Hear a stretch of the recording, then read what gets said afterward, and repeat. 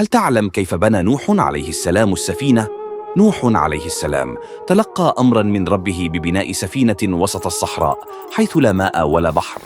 بدأ يجمع الأخشاب ويثبتها بالمسامير بإرشاد من الله تعالى، بينما كان قومه يسخرون منه قائلين: أتبني سفينة على اليابسة؟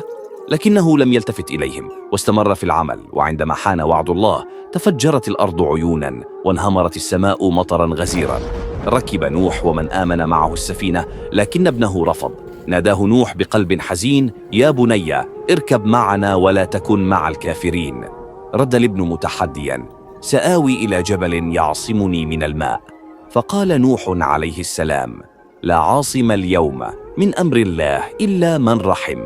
غرق الابن مع الكافرين ونجا نوح ومن معه، لتبقى قصته عبرة أن النجاة تكون في طاعة الله لا في غرور النفس.